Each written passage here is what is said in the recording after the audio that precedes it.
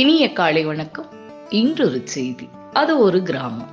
அந்த கிராமத்திலே ஒரு தந்தையும் மகனும் வாழ்ந்து வருகிறார்கள். அவர்கள் இருவரும் விவசாய பணியைத்தான் செய்கிறார்கள். மகன் தவறேதும் செய்யவில்லை. ஆனாலும் காவல்துறையினர் தவறாக இவரை நினைத்து கொண்டு அவரை கைது செய்து விட்டார்கள். மகன் சிறைவாசம் இருக்கிறான். அப்போது தந்தை மகனுக்கு ஒரு கடிதம் எழுதுகிறார். மகனே, இப்போது நம் நிலத்தை உழுகின்ற நேரம். நீயும் இருந்திருந்தால் நாம் இருவரும் எளிதில் அந்த பணியை செய்திருக்கலாம். ஆனால் இப்போது என்ன செய்வதென்றே எனக்கு தெரியவில்லை. இருப்பினும் தனித்து நான் போராடித்தானே ஆக வேண்டும். இந்த மண்ணை உழுது பயிர் செய்து அதன் மூலம் கிடைக்கப் பெறுகின்ற பணத்தை கொண்டு தானே உன்னை நான் வெளியே கொண்டு வர முடியும் என்று உருக்கமான ஒரு கடிதத்தை தன் மகனுக்கு எழுதி அனுப்பினார். அதை படித்த மகன் தந்தைக்கு ஒரு பதில் கடிதம் அனுப்பினார். தந்தையே, அந்த நிலத்தை நீங்கள் உழ வேண்டாம். ஏனென்றால் அந்த நிலத்தில் தான் துப்பாக்கி, அதில் போடப்படுகின்ற தோட்டாக்கள், வெடிமருந்துகள் என்று ஆங்காங்கே பதிக்க வைத்துள்ளேன். ஆகையினால் நீங்கள் அதை உழ வேண்டாம் என்று ஒரு பதில் கடிதத்தை அனுப்பினார்.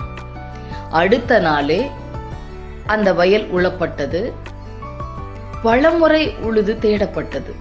ஏனென்றால் இவன் எழுதிய அந்த கடிதத்தை அந்த காவல் ஆய்வாளர் படித்து விட்டார். அந்த வயலிலே எங்கேயோ பதுக்கி வைத்திருக்கிறான், அதை நாம் எடுத்து விட வேண்டும் என்ற நோக்கிலே அந்த வயலை அவர்கள் உழுகிறார்கள். ஆனால் எதுவும் அவர்களுக்கு கிடைக்கவில்லை.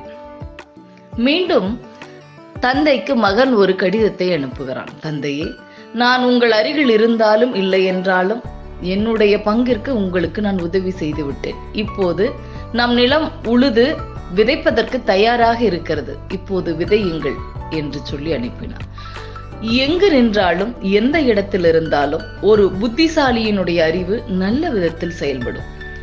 எண்ணங்கள் சிந்தனைகளாகின்றன. சிந்தனைகள் நாம் எதை பற்றி நினைக்கின்றோமோ அதை நம்மை நோக்கி சேர்கின்ற அளவிற்கு நல்ல பாதையில் நம்மை சிந்திக்க வைக்கிறது. ஆகையினால் நம்முடைய எண்ணங்களும் சிந்தனைகளும் ஒரே நேர்கோட்டில் செல்ல வேண்டும். அவைதான் மதிப்பையும் மரியாதையும் வெற்றியையும் கொடுக்கும். இதிலிருந்து நாம் தெரிந்து கொள்வது என்னவென்றால், எவன் ஒருவன் மற்றவர்களின் வேலைகளில் வீணாக தலையிடாமல் தன்னுடைய வாழ்வின் கடமைகளை அறிவுடனும் அக்கறையுடனும் கவனிக்கின்றானோ அவனுக்கு வெற்றி, கௌரவம், செல்வாக்கு ஆகிய மூன்றும் வந்து சேரும்.